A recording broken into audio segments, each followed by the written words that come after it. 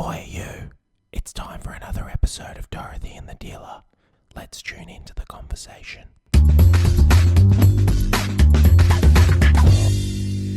Okay, good morning, Amelia. Good morning, Mitchie. How you going? I'm pretty good. Nice and early It start is nice and early. to have our special guest on, who we've Yes. spoken to before, and we want to obviously speak to again because Yes. it was phenomenal last time. Yeah, we had a great interview last time. So we have with us Dr. Michael Breus. Bruce, is that how you pronounce it, Bruce? Yep, Bruce like Zeus. Bruce like Zeus. And it's fantastic to have you back on here. And I'm really, really stoked we could make these times match, and that's fantastic. Of course, I love being on the show before. I had so much fun before. I had to make it back. That's great. And so normally we kick this off with just asking a person what their go-to song is, the song that gets them up in the morning, that makes them want to go knock it out of the park. What is your go-to song? Or even Wow. or even what you're listening to right now. It doesn't have to be like it could be anything. So it's kind of funny because when I wake up, I meditate. Right. So I was never a good meditator. Like I was always terrible at it. Like I got kicked out of meditation retreats. I was so bad at it. And I found this tool that I use. It's a headband that I wear, and it's got this special music with it. It's called, I got it right here. Hold on, I'll show you. Yeah. Muse. Right. Muse headband. Right. Yeah. And by the way, I have no affiliation with the company, anything like that. Yeah. But what's cool about it is that it gives you immediate biofeedback. And so there's an app on your phone, and it tells you by lowering the volume or increasing the volume. So that's kind of what I'm listening to now, by way of long explanation. I'm listening to this meditation app, which has actually been from Muse, which has actually been quite nice. Right. Beautiful. Now, Very good. just before we jumped on, we spoke a little bit about you've just brought out a new book. I'll get you to just throw it up on the camera there for us. Do you have a copy? You bet. You do? Okay. Sleep, drink. I do, right here. Sleep, drink, and breathe. Now, You bet, baby. I hope the drink bit is not alcohol. Drink beers, drink Guinness. Because It's hydration, my friend. It's hydration. of course. But I just wanted to get that out of the way. Sleep, drink, and breathe. So just tell me a little bit about why sleep, drink, breathe. What is the book? What's the preface of the book? What drove you? We spoke a little bit about. There's so many options out there. People are just trying to find ways to biohack, ways to optimize their performance, ways to hack consciousness. I know, like I've been on this consciousness hacking journey now for quite a long time, and so what was the preface for you bringing this book out? So it was interesting. Wellness, I feel like wellness has just gotten too fucking complicated. Yeah. It's just like people are coming to me and they're saying like, Michael, do I have a green drink? Do I get by a sauna? Should I do the cold plunge? Yep. And I just started to say to myself, wow, like it feels like so much to be healthy. Like it feels like it's a whole job to be healthy. So I happened to be reading at the time, my friend Joe Polish wrote a book called Life Gives to the Giver. And it's all about service and things of that nature. And one of the chapters was about these things called dominoes. And a domino is a skill set that you acquire that then leads to other skill sets being easier. So it's kind of like the learning to stand, learning to walk, learning to run kind of idea. Like you have to do them in some level of progression, but it knocks over other skills. And so I said to myself, I was like, I wonder what the dominoes of wellness would be like the essentials, like what is the DNA of wellness? Right. And I came down to like, what are the things that you have to do every single day? And that you're probably not doing correctly. Right. And so when you think about it, the world's record for not going to sleep is, I believe, 13 days, held by a fellow by the name of Rudy Gardner. I know, messed up. 13 days. Like he must and have been crazy at the end of it. He was batshit crazy by the end of it. He was a mess. He was hallucinating. He was kind of like this dribbling idiot in a corner, but when it was all said and done. By the way, he slept for like 18 hours, 16 hours, something like that, woke up fine. Crazy. Wow. Reset. Yep, nuts. You could go about 3 days without water, but I don't recommend it. Like you go one full day without fluids, it's not good, right? You go 2 full days and now systems are shutting down. Like you have real problems on your hand from a physiology standpoint. And then breathing, I think the world record for holding your breath is around 11 minutes. And then there's two people that have gone further than that, but they take a cannula with souped up oxygen. It's called O3, and they breathe that in, and then they hyperventilate themselves, and then they go underwater. One guy did it for like 22 minutes, right? So that's crazy, right? Kate Winslet did it for about 6.5 minutes for her movie for Avatar, because it was all filmed underwater. So I started to think like, okay, well, if you can go a lifetime without exercise, right? You can go for about 30 days without food. Like I think we're on it. I think it's sleeping, I think it's hydration, and I think it's breathing. I think these are the things that are important for the foundations of wellness. Right. And then I started looking at the biohacker universe and movement, and I just said, my gosh, like, wouldn't this be a great starting point for everyone out there? So, because here's the thing is, there's no easy way to get on the biohacker freeway of, it's like you just kind of get thrown into it because, you listened to a podcast, you read a book, or you saw an ad for something on Facebook and you decided to click on it and see what it was. Like there's no real kind of guidepost to say, hey, here are some of the fundamentals of things that you're going to need if you're going to go on a wellness journey. That's what I think Sleep, Drink, Breathe kind of does a good job. I think, I think with the show, like I've followed Gary Brecker for quite some time now. I've been watching his career just explode, and great ideas. Dana White got involved as a big push, and like, I now have an ice bath in my house. I now have an infrared sauna. But I definitely am still in the place of, okay, but what should I actually be doing? So I get up in the morning, I'll do my AG1, and you're my case study. Yeah.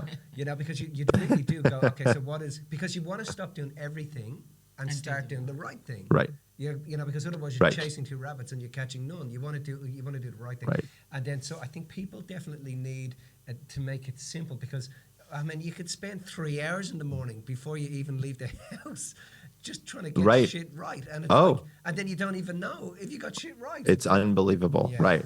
It's unbelievable. And so that's what this book is kind of designed to do, is it's like the on-ramp for wellness, or, for people who are just kind of like, wow, I feel like I'm doing too much. Here's the good news.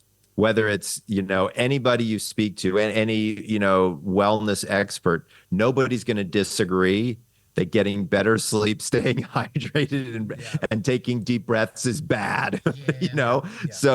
So that's, again, it falls down to what I'm calling like the biggest common denominator within your wellness journey, or within your health span, is going to be sleeping, hydration, and breathing, I would argue. So could you give us like a rundown or a summary of the fundamentals of each of the ones, like the what you consider would be the fundamentals of sleep, or the fundamentals of absolutely, the fundamentals of breathing? And just before as we're going to dive in and talk about sleep, I was listening to an interview, I can't remember who it was, and they were talking a little bit about anything before 8 hours, it's linked to dementia now later in life, is just bonkers, No truth to that. No truth to that. Okay. So if you could just dive in and tell us, okay, what is, give us an explanation in terms of sleep. Let me give it to you straight.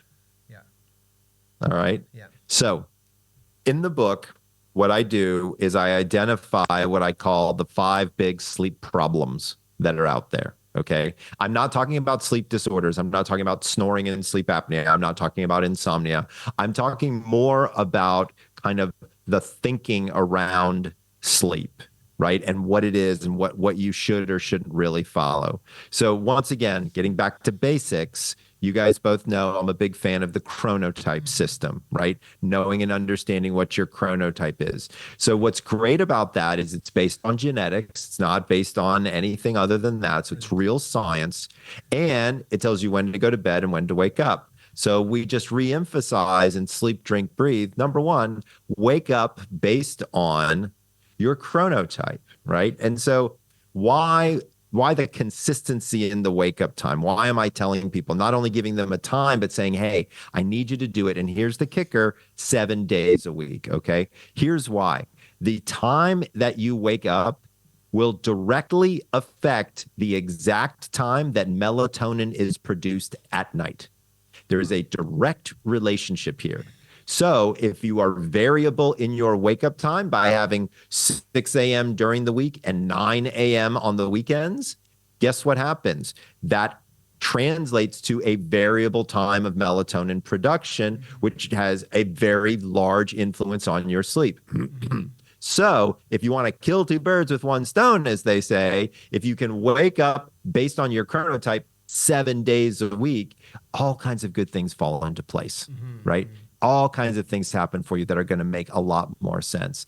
And you don't feel like crap. Also, if you do have a really shitty night or have to get up super duper early, here's the good news. That level of consistency helps your body snap back much, much faster, right? Because if you have this crazy variable bedtime and then you have a really bad night for whatever reason, it's so much worse. Yeah, and because I think that the body really likes rhythm. And It does. The body likes rhythm, and it likes to have its own sequence, you know. Because I know when I was younger, when I was in my teens, you know, you'd go to school or you'd be going to college, and then on the weekend, you think, oh, I'll sleep in. But by the time you get up at 9:30, 10 o'clock, you were actually drowsy. Right. You felt as if, you know, hang on, I've wasted half my day. I don't feel.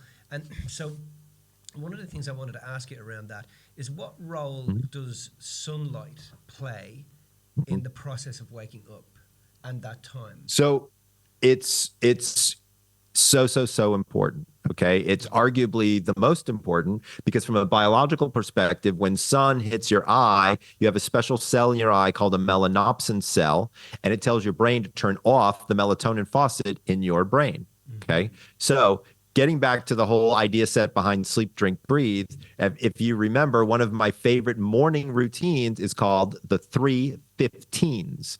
And what that is you sit on the edge of your bed and you take 15 deep breaths, you drink 15 ounces of water, and you go outside and you get 15 minutes of sunshine. The going outside part is to get that sunlight to reset your circadian clock, as well as to get vitamin D. But here's where you can actually do yourself one better, is do all three of them at the same time outside.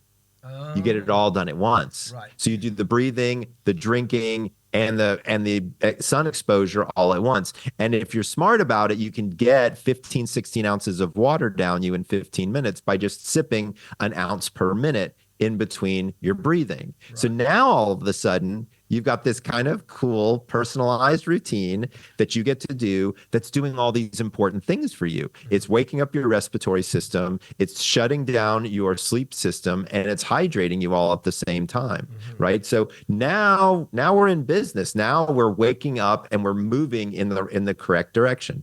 So when we talk about sleep, consistency, I would argue, is one of the biggest factors. That wake up time consistency based on the chronotype, once again, is really where we like to see people start and end. Now, problems within this whole universe, and this is a unique kind of problem, one that you won't hear me talk about before, but I think is one that's worth addressing, is your sleep problem is not going to just go away. Okay. So many people, they're just like, oh, I'm supposed to sleep like this because I've got 4 kids and 1 job, you know, or, like they think that life is just supposed to suck. Okay. I'm here to tell you that is not the case. Okay. Like it. And by the way, if your sleep stinks, it's not going to magically get better on its own one day. It's not going to happen. It's just not. You have to do something to actively change this behavior, whether it's the timing of it, whether it's the substances that you ingest before or after it, whether it's your light exposure, as we were talking about before. That is it. You have to do something to influence it, to change it, so that it can actually fit for you. You know, it's funny in business, they talk about this idea of product market fit. Right. But the same is true with sleep, right? We need sleep schedule fit. Right. And once we have it, It's like gangbusters, right? It works really, really well. So I think you have to realize that if your sleep isn't doing well, it's a sign, right? It's a symptom of something going on. It could be a sleep disorder, or it could be actually something even more serious. As an example, for some people who have insomnia, they could end up having a thyroid problem that's going on. That this is one of the early signs of hyperthyroidism, right? Another sign of messed up sleep, insomnia, or poor sleep quality, overtraining.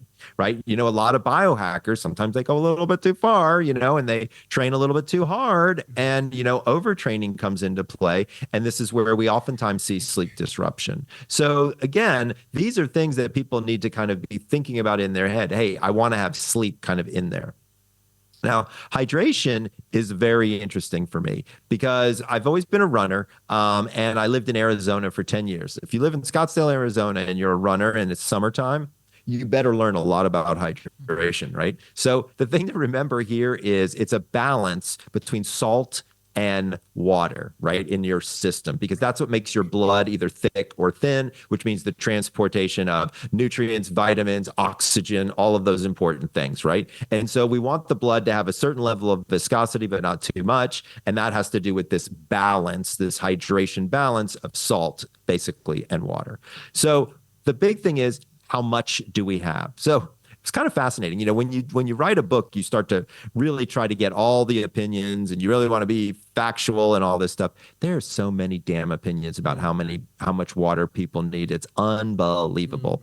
I got anywhere from about 55 ounces to 140 ounces as recommendations. So I developed a formula based on your weight and also based on uptick, meaning how much is it absorbed and then how much do you utilize and how quickly do you utilize. And we were able to map it down very simply. So it's you take your weight and you multiply it by 0.6. Now, just okay, quickly with that's that, it. You mean weight in pounds? Pounds, Right, not yeah, 'cause kilos. we use Correct. kilograms, yep. I know. I was going to get there. Okay. So in pounds, times 0.6, and that's your number. You add ounces, that's ounces, by the way. You add ounces of water based on time working out. So for every 30 minutes, you add 12 ounces. So an hour workout is an extra 24 ounces. Right. That's it. That's the whole formula. Okay. That's the whole formula. If you really want to get crazy during summer, just add 12 ounces no matter what, right? Because it's summertime and it's hot out and it's probably not going to hurt. Now, here's what it's interesting is when I was researching all of this, I looked, believe it or not, to India of all places. So here's what's fascinating. In India, in the public restrooms, they have charts. They have color charts. And you can look at the color of your urine and it tells you how hydrated you are. So it's great. It's really quite smart because what happens is it becomes more concentrated. It gets darker and darker. So it's actually quite interesting. So we have a whole color chart in the book so you can test your pee and see how, what your color is, all that kind of fun stuff. So like at the end of the day, coming up with the right amount of water to drink is not necessarily that difficult or really that important. It's getting it in. Right. And so the thing that people don't realize is the way I think about it is kind of like this, is your body is truly a sponge, right? So when you wake up in the morning, it's like you guys wake up in the morning, you go to the kitchen, right? And there's a sponge right on the sink. You know what I'm talking about, right? That thing's hard as a rock, right? You could bang nails with that thing. It's so hard, right? So you run it under the water. Now, if you put it full steam and you put the whole water coming full out, what happens? It doesn't absorb. It just bounces off of it. But if you do some small drips, slowly, get a stream going, it'll slowly absorb and eventually fill up and then utilize all the water, right? That's how we need to drink our water. So many people, right? They're just like, and they try to just shoot it all back. That doesn't work. It doesn't work. It's better, like I was saying before with my 315s, every minute, drink an ounce. My wife has been saying this to me. My wife drinks lemon water continuously. Like she doesn't actually drink Your water wife's anymore. a smart woman. And for years she's been saying to me, don't drink huge glasses of water. And I'm like, no, no, no, no. You want to push all your food out. You got to. She goes, no, you've got to sip your water. Damn. Yeah, she's right. Yeah. Sorry, brother. Adds, I know. She adds. So, I know it's difficult. This is the Just story give of me your a minute, life. Just give me a minute. She adds Celtic salt now. She's a big Celtic. I was just going to say, it's a great thing to do. So I'm so glad you brought that up. Okay. So here's what's really cool about this is if you add a little bit of lemon and a little bit of Celtic salt, you get every single thing that you would get from mineral water. Every single thing. Right. It's unbelievable. Right. So like you can make your own inexpensive, do it yourself mineral water, and you can add extra stuff to it if you really want to, but you don't have to. But just a little bit of lemon, a little bit of Celtic salt, it actually tastes pretty good. You know, and it also keeps you drinking, which keeps you hydrating. So it's like it's really quite good. Now there is one thing to talk about that's kind of interesting is I don't know if they have them where you guys are, but in the US they have these products called hydration multipliers. So these are like electrolytes that you pour into the water, like powder that you pour into the water bottle. Yeah. So one of the things that has become hugely popular in Australia now is hydrogenated water. So hydrogenated water. Oh, the H3 water. In the bottles. In the bottle, you put the water in, press the button, right. You watch it hydrogenating the water, and then its effects. It oxygenates the brain seemingly by about another 30%. So my wife is just hydrogenated water. Okay. So let's get to the science behind H3 water, which there's not a lot of science on this. Okay. I'm not saying it's all BS, but I'm also saying it is not going to cure cancer anytime soon. Yeah. Okay. Yeah. So there's I'm gonna actually find it here in the book because I don't want to misquote it. Just while you're doing that, can we also, because I just want to ask your opinion on leaving the curtains open. Oh yes. In the bedroom, so that natural light can come in, and should we do that or should we not do that? Also, one of the things that you may have to take it one step at a time. I know. But one of the other things I wanted to cover there as well is, like, I tend to have a really fucking good sleep if I have an eye mask on. Yeah, me too. Okay, great. You didn't want to throw everything out. No, but I mean, look, it's a podcast, and when somebody's searching through a book, you can add those. No, I don't have a problem with it at all. I will see, because I want to answer your H3 question. Yeah. Because it's actually one that's pretty interesting. But at the end of the it's day, huge now. Like it's exploded everywhere since. Okay, but just remember, just because something is huge doesn't mean it really works. Yeah. Right. Yeah. Right. So we're about science. Here we go. Hydrogen water. I'm going to read you from the book. Go.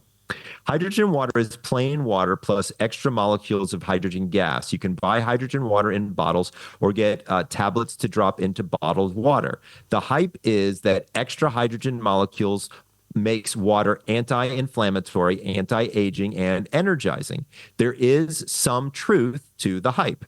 Hydrogen water has been found to reduce LDL, or bad cholesterol, and inflammatory markers. It might quiet the sympathetic nervous system, which means less stress and higher quality of life. A 2021 study tested 37 volunteers on the effects of hydrogen water to see if it improved athletic performance and reduced fatigue. Half of the participants were trained cyclists. The other half were just normal, everyday kind of people. Some took a placebo for a week. The rest drank hydrogen water for the same length of time. At the end of the trial, only one group saw an increase in power and a decrease in fatigue: the cyclists who drank the hydrogen water. Wow. So it did work, but only by improving athletic performance while training. Right. Okay. So it's not this magic, everybody drinks it and poof, everything starts working. You've got to be drinking it while training. And it looks like this is a fairly high cardio load type of training. We're talking about cyclists here, right? So because it's difficult to say if it works in a cyclist, it's going to work in a weightlifter, or somebody like that. But I will say that I like the idea that it does help with LDL cholesterol and some inflammatory markers. But at the end of the day, you shouldn't have to pay a bunch of money for water. Okay. Like, I mean, I get it. You can buy one of those tools that can zip and get you hydrogen. Hopefully that really works. I don't know if it does or it doesn't. But like at the end of it all, I think the key here is make sure that it's filtered. Yeah. As long as it's filtered, I think I'm okay with just about anything because water quality can actually have a major effect. And so that's one of the other things that we talk about in the book is how to understand what your water quality is and then how to make sure that you're drinking highly filtered water. Because I mean, I remember listening to another interview, and the chap was talking about people drinking filtered water, and he said, "Look, when you filter out all of the elements from the water and you drink the water wants the elements, so it'll actually take them from your body to try, and now you're paying it out."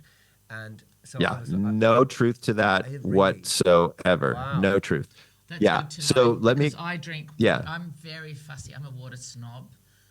Oh, yeah, me too. There's nothing Breus. wrong with being a water snob, And as long as it's filtered. Yeah, But here's the that's thing: yeah, is you have to understand what you're filtering. right. Okay, so you have to understand if you have one of those super duper stringent filters, then yes, you will end up with basically distilled water, which is not going to help anybody for anything. No. I love mineral water. I think mineral water is probably the best thing that you could be drinking as long as it's gone through a filter. So you get out. So here in the United States, the way we clean our sewage is with chemicals. And so all of that chemicals, there's still residuals in the water system that makes its way into our drinking water. So we absolutely positively buy the filters and then the pitchers, and then we pour our water into them and then we filter that water. That's what I'm talking about when I'm talking about filtered water. Yeah, because Does that make sense? Yeah, for sure. Because you can actually smell the chemicals in some of the water. And Yeah, it yeah. got to a point Oh, where it's awful. they would bring it to the table if you're at a restaurant and take it off the table because you could smell it. Well, So you can't you actually got me onto drinking filtered water Yeah, because 'cause- we'd go out to a restaurant and like the water would come out and I'd be like, why are you buying water? And she goes, "Can you not smell it?" And I'm like, "Smell what?" Yeah. But I was so used to drinking non-filtered water, but then once I got onto filtered water, now they bring it to the table and I can smell Right. the fluoride. And Oh, I you can tell the smell difference for chlorine, and I'm sure. like- and like fluoride is so bad for us. Like it's So bad for you. extremely bad for us. But Yeah. in Australia, they load the water up. And you say to someone in Right. Australia who doesn't get it, "Hey, it's full of fluoride." They're like, "Yeah, but that's good for your teeth." And I'm like, "No. It's really bad for the brain." So it's crazy. Really bad for the brain. Yeah. And we're telling people to drink water, so it's a Yeah. problem. Go So ahead. you recommend adding some of the salt then, either way? I do. Yeah. A little bit of Celtic salt either way, a little bit of lemon zest either way. I don't think there's anything wrong with it. Yeah. Throw it in your hydrogen water. It's probably good there too. Yeah. Like I said, I don't think hydrogen water can hurt you. I just don't want to overstate its importance in the whole system of things. I don't think it does anything that's super duper fantastic as of yet, unless you combine it with training. Right. So, and just on that, is there a specific salt that you would recommend, a specific type of salt, like Celtic salt? Is there, or is it just? I like Celtic salt historically. Any kosher salt would probably do. It just depends. Salts are enriched with the minerals. That's where you get all the good stuff. You could actually just as easily buy a trace mineral liquid that you drop into a pitcher and then have it in that as well. Okay. Beautiful. Cool. Beautiful. Okay, so let's just get back to those two things and then we'll just push forward. So you're going back to sleep. I now. just want to ask with sleep. The eye mask and the curtains. The eye mask and the curtains. So sleeping with your curtains So- open. What's your thoughts? So here's the deal is I don't like blackout curtains because of two things. Number one, the middle of the night, I always have to get up and pee and it's too dark and I'll bump into something and I can't see what's going on. And so I'm just not a big fan. I'd rather have an eye mask that I can just lift up, go do my business and then come back and be able to close that down. Yeah. I've slept with an eye mask for 10 years, 15 years, and I love it. I like it because it allows me to really control the biggest factor in sleeplessness, which is light. Some of them are, I think they can be very, very comfortable. You have to invest a little money though and get a decent one. Like I don't use a flimsy kind of one. There's a couple of different brands that I like. I like Manta and I like the new one I just been playing with called Somo. That's really cool. I've got a Manta. I love that. It really does black Yeah. everything out. Yeah. It does. And they're I've got comfortable. them. Yeah. Yeah, and they are comfortable. And that's Yeah. what you have to have. And those flimsy ones are bloody terrible because they lie on your eyelids Yeah. and do And people think, oh, I hate eye masks. And it's like, no, if you sleep with a decent eye mask, you'll actually Right. Yeah. It's actually Yeah. fantastic. So I agree. getting back to biohacking. Well, Uh-huh. Getting back to biohacking. we still want to talk about the breathing. Can Sure. we talk about Yeah, and yeah. then we can talk. So we've talked about sleep, we've talked about drink. Let's talk About a little bit drinking. about breathe. And You about bet. your top 3 or whatever. What's your fundamentals with Uh-huh. breathing?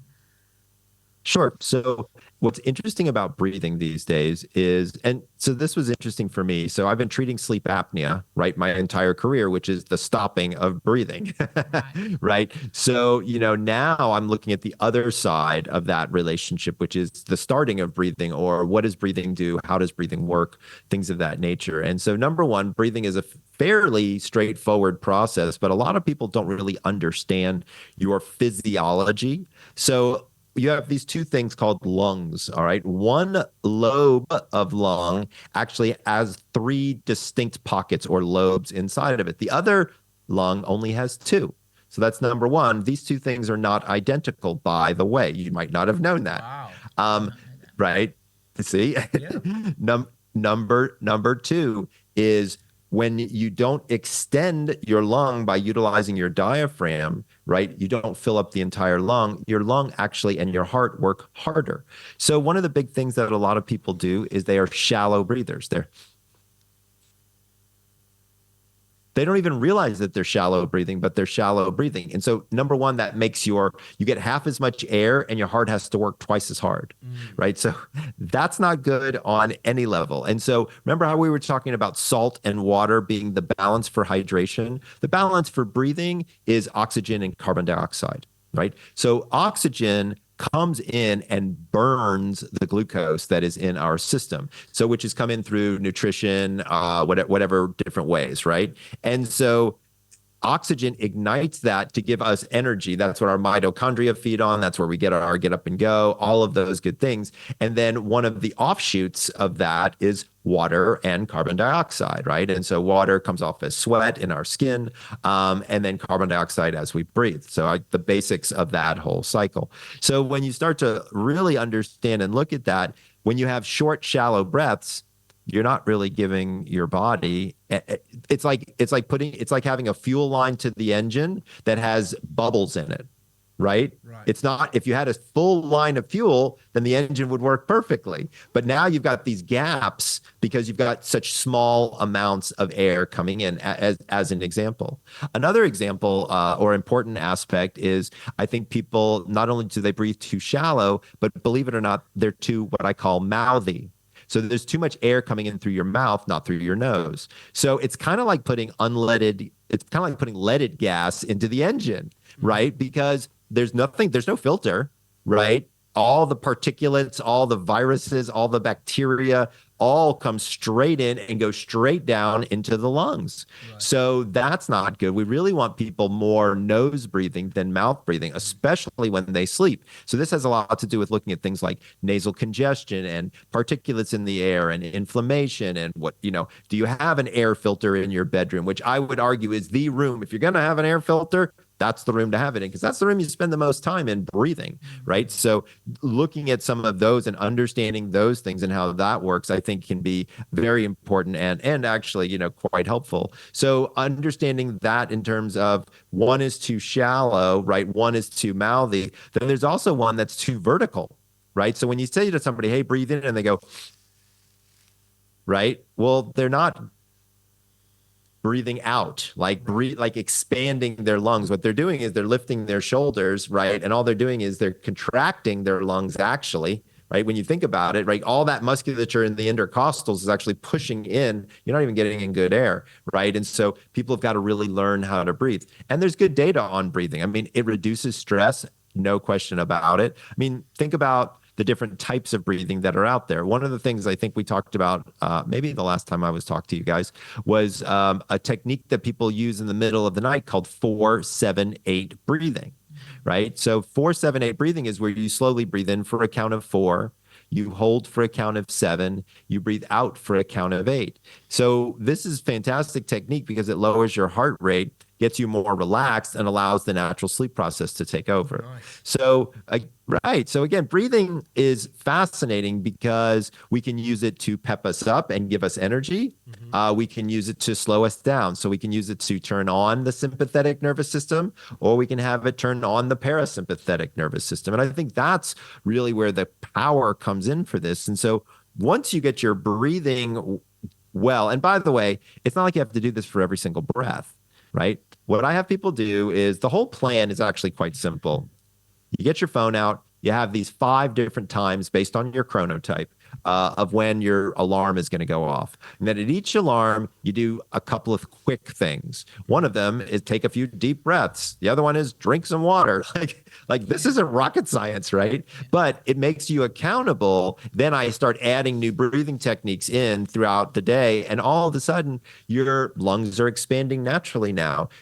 When you practice it, it actually starts to translate to happening as a process that's regularly going on in your body. Right. And that's good. Can I ask about going back to that mouthy breathing? Do you recommend mouth taping at night? So great question. Lots of people want to know the answer to this. I do, but only under 2 specific circumstances. Number 1, you need to have been tested for sleep apnea. If you've got sleep apnea, because if it's undiagnosed and we tape your mouth shut, we're never going to find it, and it's going to get worse, and that could make you die. So that would be bad. And number 2, it should never be horizontal. It should be vertical only. Why is that? Yeah. Because you'll actually tear almost all of the skin off, and you need to be able, like if you have an apneic event, I want you to still be able to breathe. Yeah, okay. Yeah, and because I mean the mouth is basically a chomping mechanism for a small and large intestine. You know, if we look at any of the practices of meditation, it's always been through the nose, and you know, breath and have you done any work, any study into breath work? Have you done any breath work? So I have done some breath work for sure. It just depends. So to be clear, I'm not an expert in breath work, but I have been fortunate in that I've gotten some interesting training. So there's a guy out there. His name is Wim Hof. Oh yeah. So he does here last this. Year with us. There you go. So I actually got trained by Wim. He was here in California, and I got a chance him and my son got a chance to go, and we had a blast. So I learned how to do some of those type of techniques. I've done Kundalini breathing techniques where you hyperventilate for an hour, and it's actually pretty interesting stuff. So, I mean, I think there's some things out there that maybe are a little on the fringe, but also are things that could be very, very helpful. I'd tell you the biggest regret that I had about breath work was that I didn't learn about it earlier in my career, because I feel like I could have really helped some people get through some stuff. As a clinical psychologist, had I been able to have that as a tool kind of in the tool belt. Yeah, I think over the past year. Well, it's probably been just over that, maybe about a year and a half, About a year and a half, we I was just really down the rabbit hole of finding ways to hack consciousness, you know, but using things like dimethyltryptamine to be able to hack consciousness and go into those altered states. And my first experience of dimethyltryptamine, the one thing that when you drop in and you exhale, you're catapulted. You are just it's like your whole brain goes live. You know, that crystalline sequence across the top of the brain just goes live, and now suddenly you are plugged in. But the thing that you hear is your breath. Your breath is the one thing that keeps you connected to your body, because you leave your body. You know, you were out in, I don't know where you are, to be honest, but you're not here. You realise the importance of breath in that. Yeah, and in that moment. That is and even in that time, in that last year and a half, 2 years, we really have had a focus on breath work to access. Yes. So then that leads me to where once, you know, the chap who was doing it with us said, hey, check this guy out in Canada. He does what's called 5-MeO breath work, where you're not using the frog medicine. You're using breath work to be able to do the same thing and have those altered states of consciousness. And what I found was doing the breath work, his name is Steve Rio, and he has a breath work session on Spotify called Steve Rio. It's called 5MEO. Enfold breathwork. But it's about a 35-minute breathwork session, but it's very, very good. Like, it really is good. And I just found that allowing, in the process of doing that and hacking consciousness in that way, but even as you come out of it, the state of being of how you feel about yourself, and you start to understand your relationship between your breath and your energy, that you are energy, and we're energy manipulators. We get around in the world, we manipulate energy, we create a reality based on what we're broadcasting. We're a broadcasting system. So ultimately we're trying to find better ways to be able to refine the system, to optimize it, to be able to manipulate energy better so that we can be a better reflection in the world. By the time we get to the end of this, we all want to look back and know that we did a good job, right? But so I just found that that particular breath work has really it's exploded over here as well, and so it's interesting. That's great. It's interesting to hear your throw on how the breath plays such a huge role in optimizing who we are.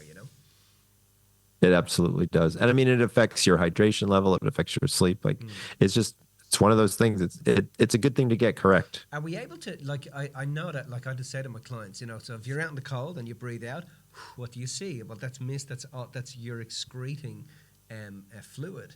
Now, if you're doing that during at nighttime, how much are we actually excreting? Like, how much water are we? About a liter. Yeah, that's we lose about a liter every night just from the humidity in your breath. And if you're congested, it can be worse. And for people with sleep apnea, their tongues are like sandpaper by the end of the night usually. So it's not fun. I mean, it's definitely, you want to stay hydrated as best you can. Now, the other factor when you're looking at hydration is you don't want to say to yourself, oh shit, it's 8 o'clock at night. I need 20 ounces of water, because then you're going to be up peeing all night long. So you really have to balance that out as well. And so the other goal is to make sure that you can get your hydration in earlier in the day, preferably, if you're fairly well hydrated, where all you've got left is maybe 8 or 10 ounces of, for dinner or right after dinner.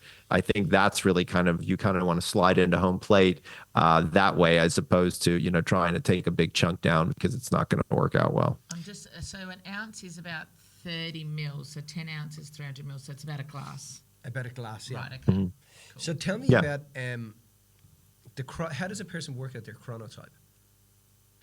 So, number one, the easiest way to figure out your chronotype is to go on over to chronoquiz.com. I've made a super easy quiz for people to take, and then you figure it out. But what I did was I replaced early bird, night owl, and people in the middle. Early bird is now a lion. People in the middle are what I call a bear, and then night owls are what I call wolves. My big kind of contribution / discovery was, I feel as though there's an insomnia or an irregular person out there, and they make up about 10% of the population. I call them dolphins. And so I was very fortunate. I have a pretty popular book called The Power of When, WHEN. And so once you know what your chronotype is, then if you just shift the behavior that you want to be really good at to the time when your body's hormones are naturally elevated for that behavior, you do that behavior better. So the big question that everybody always wants to know is about intimacy. So, like, when's the best time to have sex? And so it's actually quite obvious when you look at it from a hormonal perspective. And when we do the surveys afterwards and we ask people, hey, when you are intimate based on this schedule, do you like it? Do you not like it? We usually get very positive results. Mm-hmm. So you started your career as a psychologist. Is that right? Yes. Okay. How did you end up as a sleep expert? So it's kind of funny. So what ended up happening was I was getting a PhD in clinical psychology. And to be fair, I was interested in sports psychology. I wanted to work with athletes and do a lot of that kind of fun stuff. The best program was at, believe it or not, what I was interested in, which was eating disorders in athletes, was at the University of Mississippi Medical Center in Jackson, Mississippi. And I couldn't get in. Only the Harvards and the Yales and the Princetons of the world. I went to the University of Georgia. It was a top 20 program, but it wasn't Harvard. They had a side track for somebody who wanted to do sleep. And I had worked my way through school in the electrophysiology department. So I knew how all the machines worked. So I was like, how tough could that be? I'll go there and I'll just transfer as soon as I get there, figuring I'll just kind of work my way out of the system. And so I got in as the sleep guy. I got there day one, raised my hand. Yes, Dr. Breus. I said, hey, I want to transfer over and get into that sports psych thing over there. And they said, well, so we had a feeling that you were going to be that guy. So here's the deal. Your funding is 100% coming from the sleep lab, which means you've got to be there at least 6 months. Otherwise, you don't have any money for food, rent, blah, blah, blah. I said, no problem. I'll do 6 months there, and then I'll do 6 months in sports psych. They said, no problem. And so went to the sleep rotation. And by the third day, I absolutely fell in love with clinical sleep medicine, and I knew I was never going to change. So I help people What like that. made you fall Crazy. in love? What made you fall in love with it? What was it? I help people so quickly. It's amazing. You change somebody's sleep, you change their life. It's really quite important, and it's really fun thing to be able to do when you can do it. It's kind of funny. I don't mind treating my friends. A lot of people don't like to treat their friends because they're not sure how it's going to go. I would say 8, 9 times out of 10, I can treat my friends and it goes really well. And it changes their life forever, which is a lot of fun. So can you tell us a little bit about your sleep pattern? I can, yeah. My sleep is pretty good. Like a lot of people wonder, they're like, hey, Michael, did you get into this because you had really messed up sleep or did somebody in your family? Not really. I got into it exactly for the reasons I told you. It was really opportunistic more so than anything. My sleep is good. I'm 56 years old, so there's some days I sleep great. There's some days I don't. I definitely don't have perfect sleep by any stretch of the imagination, but I do know when a bad night is coming, and I know how to kind of prepare for it so that it doesn't absolutely destroy me the next day. And then do you drink? Do you consume alcohol, anything like that? I don't mind alcohol, but I've never been a big drinker. I like bourbon. I like scotch, but I mean, once a month maybe is kind of where I'm at with that. It's interesting the effects of alcohol and the sugar in the alcohol on sleep, right? Oh, And just it sugar in destroys. general. Yeah, it destroys sleep. I mean, in such a monstrous way. And so what you have to be careful about is, a lot of people use alcohol rather as a sleep aid. Yeah. And so they drink themselves to sleep. Nothing could be worse. Basically, it gives you a lot of stage 3, 4 sleep at the beginning of the night, and then it basically obliterates everything for the rest of the night. And you wake up feeling like crap. You're usually dehydrated. You haven't gotten that much stage 3 sleep, so you really feel terrible for the next 2 or 3 days. And that's where a hangover usually comes from. And what's your thoughts on taking melatonin instead of using the sunlight to help you to get to that natural melatonin? So I am not a fan of taking melatonin. I don't think you need it in most cases. There are 4 good reasons why people take melatonin. So there's jet lag, there's shift work, there is something called REM behavior disorder, and then there is melatonin deficiency, usually found in an elderly population. That's it. There's really no other reason to take melatonin. Most people don't know this. Melatonin's a hormone. Also, it affects birth control. It affects antidepressant medication. It affects diabetes medication, and it affects blood pressure medication, and not in a positive way. So you really are kind of taking your health into your hands by walking to the health food store and grabbing melatonin, which is what you can do here in the United States. In Australia, if memory serves, you can get a prescription for it, but you have to be of a certain age. And that's usually has something to do with a melatonin deficiency, right? Yeah, okay. And the other question So, yeah, go ahead. Okay. No, it's interesting to hear you say that because I've had other people say that, yeah, it is a hormone, but that it's okay. And But you can buy it over the counter here, right? I don't know. Don't know. I don't know. In the US, you can buy it anywhere. But at the end of the day, I don't see why people need it. Remember something, melatonin is not a sleep initiator. Melatonin is a sleep regulator. So the way you could think about it is like the same way you think about hunger, right? So Appetite is not the same as lunchtime, Yeah. right? Yeah. Yeah. Melatonin is lunchtime. Yeah. It is not appetite. Right. Appetite is adenosine, which Yeah. is a buildup of a particular neurochemical in your brain. That's what makes actually you a really sleepy. good way to describe it. Just out of, I think we've Thanks. probably asked this question before, but if you're a wolf, like I think I would class myself as a wolf, right? I'm a wolf. Welcome to the jungle. Welcome to the jungle. You know, at least one, like Mitch's eldest daughter is definitely a wolf. Like she comes alive at nighttime. You know, she just wants to chat, and in the morning it's just not interested in talking. Morning, to darling. Right. I know. How Yep. do you manage? I got one of those. too. How do you manage the? It's like, you know, you want to stay awake at night, but you have to get up in the morning. So it's not. But like it's also like the way I look at Right. it is that, you know, your temperament and your mood becomes your behavior, becomes your personal reality, becomes your reality. If and like I always worry, like with my daughter, if this is what she's bringing into the world when she comes out of her waking state, you know. It's like that things are bothering her. Don't say good morning to me. Don't say, you know. It's like, and I you know, at nighttime she's like this flower. She's like sits on the side of the bed, chats away, has a laugh, fantastic. But in the morning I'm like, well, this is, you know, you're creating your day this way. You know, this is your energy, what you're bringing. because- in. Yeah. So Yeah, go ahead. she can't help it. It's all of her biological rhythm. And so, how old is she? 14. Yeah, she's right in the thick of it. Yeah. Between 12 and 16, every single child on earth, their biological rhythm wants them to stay up late and sleep late. So you're unfortunately giving her bad advice. Let her sleep as much as she can. I let my kids sleep in on Saturdays till 12:30, 1 o'clock in the afternoon. On Sundays, I make them wake up about an hour after their normal wake up time. So if they normally wake up at 7, I let them sleep till 8. Otherwise, Mondays are just awful. But I let them sleep like full on Saturday, especially at that age, because they're exhausted.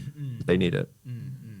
So therefore, But- when you say like I just have to let her just roll out of it, it's just how she is. Just- it's just yep. it's just It's just how she There's is. definitely a because sometimes you time take it of year. personally. You know, I'm like, have I done something wrong? Are you okay? You know, you just think she's just being a kid. It's Just not like- you. It's just her and who she is. Right, Yeah. right. And so the fact that a wolf, say, has gets or stays up later, right, and they still have to get up at X amount of time for work. How do you manage that? Like, what do you do? I think we've asked this before, but I can't remember the answer. So it's hard. So one is to sleep as late as possible. You know, if you're a wolf, get up at the last possible moment. Number 2, talk with your boss. See if there's a universe where you can come in later or have, you know, flexible time schedule. Number 3, consider a nap. Halfway through the day, where you can close your office door or go to your car as long as people know you're there and you're safe. Taking a nap could be an option. Strategic use of caffeine is another probably good idea right there. And then also not doing stupid things like staying up until 4 o'clock in the morning watching Game of Thrones, you know, like being smart, like if you know you're already going to have to get up earlier than you want to, then you really want to set yourself up for a positive, you know, experience. So get your workout in, you know, make sure that you're, you know, like don't wait till the last minute and be all stressed out before you're going to bed. Like have some runway to land the plane and you'll probably have a better experience. So then, is there any truth in the concept of, you know, an hour before 10 o'clock is like 2 hours before? Nope, absolutely none. So, but is there a measurement then of when a person, you know, based on their type, should be going to bed? Like Yep. So as soon as you take the chrono quiz, I tell you exactly what time to go to bed and exactly what time to wake up. So if you follow those guidelines, within 15 or 20 minutes, you'll figure out exactly where you kind of sit. Right. And then the whole 8-hour, 6-hour thing, is that based on the chronotype? Yeah, well, yes and no. And so we know that certain chronotypes just don't have as many sleep cycles. So people who are naturally night owls, they just don't have as many sleep cycles as people who are early birds or people in the middle. So they just don't require as much sleep. Everybody's sleep requirement is different. So when you think about my water formula, right, it's your weight, which is different for everybody based on a standard, which is the zero 0.6. And so the same holds true with sleep is, there's a certain amount of this that's everybody's got, which is stage 1, 2, 3, 4 in REM. But the amount of that is going to change. And each one of those is going to change as your body needs it. We touched on before, I want to dive into it if we can. You spoke about the exercise not being necessary, right? But as But one movement, of the top three. And that's what I right, wanted but movement is important. That's what I want to talk about. Can you explain how you see the difference between exercise and movement, and what's the benefit of the movement? So I had a book in between this book and The Power of When, and it was called Energize, How to Go from Dragging Ass to Kicking It in 30 Days. And what we did was we looked at movement. And so the 5 times that I'm utilizing in this book, those times of day where you're setting the alarms on your phone, they're the exact same times that we used for movement. And we had several different movements that you do throughout the day. These are not exercise. I want to stress that. These are circulatory movements that help with increasing circulation. And circulation helps with energy. It helps with nutrition distribution. It helps with waste removal. It helps with all kinds of important things that having a sedentary life and lifestyle is not going to do, including having back pain and neck pain and all the other things that go with it. So it's really important to understand that movement is a requirement, a daily requirement. But to be fair, I like sleep, drink, breathe. It kind of reminded me of eat, pray, love, and it was a 3. And so that's what we went with. And so the movement is it's just moving. I think movement's extremely important. But again, if you really want to look at the kernel of it, you can't move unless you've slept or hydrated and breathed. So movement is walking, exercising in some form, riding. Yeah. Right. Absolutely. Right. And then do you ever get into dream state? So when we talk about getting into REM, and like, have you done much research into what's happening in those dream states and how it's affecting the form? So when we look at, so I actually just spent a 1 year, took a course for the last year to become a dream therapist. So this is not a dream interpreter. That's pretty much bullshit. This is like true dream therapy. So what we do here in dream therapy is we actually use the dream in the therapeutic process. So we have people in session get into a mild hypnotic state, very relaxed, calm state. Then they replay the dream to the point that they can remember it. And then we just kind of push play, if you will, and we continue to wander through the dream together as kind of a therapeutic environment. But the goal here as a therapist is not to interpret the dream for the dreamer. It's merely to be a Sherpa or a guide or a safety net, if you will, as the dreamer comes upon things, and to just be inquisitive, asking questions, things of that nature. So help me get my head around that. So the person, when you say they're, how if they're asleep, how are you doing that? Are they not? They're not asleep. They're awake. Nope, they're not asleep. So they come into my office at, let's say, noon. Right. And I dim the lights and I have them sit in a chair and they're upright, and I have them do some very mild breathing techniques, like box breathing. Breathe in for 4, hold for 4, out for 4, hold for 4. Do about maybe 8 or 10 cycles of that. And then I turn to them and I say, here's what I'd like you to do is everything that's going on in your current mind, everything that you're thinking about, do me a favor and put it in a box. All right. Now that it's in the box, go ahead and let's put that box up on the shelf. And I'd like you to pull a different box down. And the box that I want you to pull down is the box from your most recent dream that you want to discuss. And then I have them and then I say, please detail everything you can see. Tell me about the light. Tell me about the colors. Tell me about the scenery. And at this point, they've become very wrapped up. Their eyes are closed. They've become quite wrapped up in the dream. And so they become much more willing to share, right? Again, they are wide awake, but they're in a semi-hypnotic state. Right. And this allows them to continue to imagine what would happen. What's fascinating is almost 80% of dream is imagination, only about 20% is really factual. So by allowing the person while they're awake to imagine what's happening, you can give them guidance. And so this really gets interesting when you talk about nightmares. So the suicidality rate in nightmares is extreme. It's unbelievably high. And so we can, with this type of treatment, we can actually redesign the dream, right? So if you're a Sherpa, you've got this patient with you who's got this nightmare going on, and they're describing it and seeing it to you, you as that person can say things like, okay, well, here's the good news. I brought a gun. Here you go. Right. Or I brought a knife or whatever. So like there's all these different kind of things that you can do inside the dream where you can actually change the content of the dream. Now, this is, again, done during the day, but here's the fascinating part. With nightmares in particular, any form of treatment reduces intensity and reduces frequency. It's quite fascinating. So, cool. Wow. Right? So it's like your brain just wants some company to go through this hard time. Because remember, dreaming is emotional processing. It's emotional metabolism, if you will. Yeah. Right. And so I think that I think what a nightmare is really doing is just saying, hey, can you help me out for a second here? I just need somebody to walk through this shit with me. Right. And then when we get through the other side, we're in good shape. I think but that's a technique that when I coach people on parenting, the kid doesn't need help sorting out the problem. The kid needs to feel like they're not alone and they've been seen in that. And it sounds like that's the same thing. It's like it just needs to be seen, like it's a shared thing, in some way.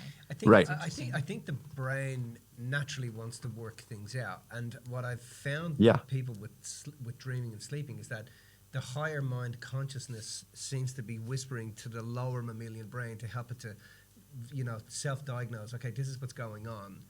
So if we have to live this out, we can live it out in our sleep state so you can work it out in your waking state. And, I've just found over time with my own life, and documenting dreams that I've had some really extraordinary insights through dreaming. I remember as a kid, you'd go to bed and you couldn't work the bloody math thing out. And your mother would say, sleep on it. And you'd wake up in the morning and I'd be like, I worked it out. I actually know how to get through that equation. Right. So I've always found that dreaming is fascinating because it seems to be a way of taking the emotion out of what's going on out here and then calming the body so that it can naturally just slip into whatever is required to diagnose and treat what's going on for the person emotionally, Yeah, I think that you're right. I think that that's one of the things that's so great about dreaming is because there is a volume knob on the emotion, right? You can turn it up and you can turn it down inside the dream. And that's not something that you can do in real life when situations arise and problems occur, traumas, things of that nature.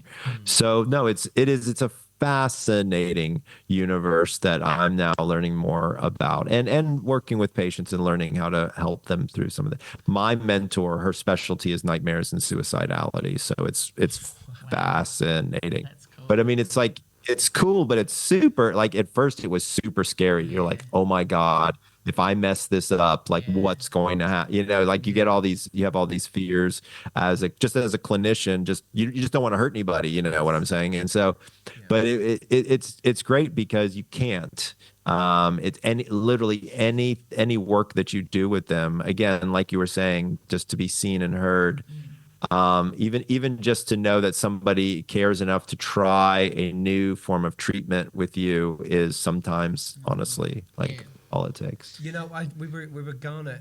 Sorry, you have a black ring. Well, I was literally just about to ask that. Is that the aura ring that you're wearing? Yeah, it is. It's an aura ring. I was interested to ask about that, about your views on the tracking, and because there's now there's the Whoop bands as well. I don't know if you've got. No, I don't. I don't have any bands on me. We have here. A band that you can wear. I think it does a similar thing to the aura ring. What's your views and your take on that? Obviously, you like it to help you to. Yeah. So here's what I'll tell you: is I call this the cream of the crap. Okay. Oh. So it's the best of the worst. Right. So here's the thing. None of these things are accurate. None of them. This one Really? is the most accurate of them all. Oh my God, there's so There have many been of my clients head-to-head are using these tests. things and they're just going to be like, what the fuck? Literally, because they Well, live no. their So lives here's how with you do it. No. Let me tell you how you do it. Here's what you do is it doesn't matter actually how accurate it is. It matters how consistent it is. Right. And so here's the thing. So people come to me all the time. They're like, Michael, look at my phone. I've only got 14 minutes of deep sleep. Is that okay? I don't know if that's okay or not. Here's the thing. You probably have more than 14 minutes of deep sleep, but your device or your tracker is being consistently inaccurate. I want to know what happens when you go from 14 minutes to 407 minutes down to 332. I want to know what happens on those nights. Like when there's a delta, when there's a change in the data, that's when I think there's value. Right. Looking at the absolute numbers does me almost no good 99% of the time. So this is the one I like the best. And the reason why I like it the best is the form factor. You can get much more data from a finger than you can from a wrist. In Right. terms of what you're looking for sleep. Algorithmically, you're much closer because you can get temperature, you can get oxygen, you can get heart rate, you can get blood pressure. Like there's a lot of data that you can get from a finger that's very difficult to get from the wrist. Wow. Very cool. So you use it just as a comparison tool rather than looking at the absolute figures of what it's saying. Yeah, and to be clear, I might look at my data once a week, maybe. Right. Okay. And you're using it for sleep most of all? I use it for sleep, but I also use it to track my caloric burn and my activity rate because I can measure heart rate. So I can track my workouts and my steps and things like that. So I don't mind doing it that way. I would argue that Whoop is an activity monitor that happens to measure sleep, and Aura is a sleep monitor that happens to measure activity, right? So like the emphasis is just very different, I think, on the algorithm and on the science put into the hardware. Really cool. Okay, well, we have loved That was a great chat, this. Dr. It's been great Michael. catching That up was again. awesome. Of course, it was my absolute pleasure. I was going to ask for 3 tips, but you gave them to us at the beginning. I think that 15 minutes in the morning, that is a really, really excellent. The 315s works really, really well. I think people will really get a lot out of that. Tell people to buy the book. That would be We great will, too. Absolutely. Get out Go there, in buy and the buy book. the book. We'll, Sleep, drink, breathe. And it's not drinking Guinness. It's not drinking Guinness. That's right.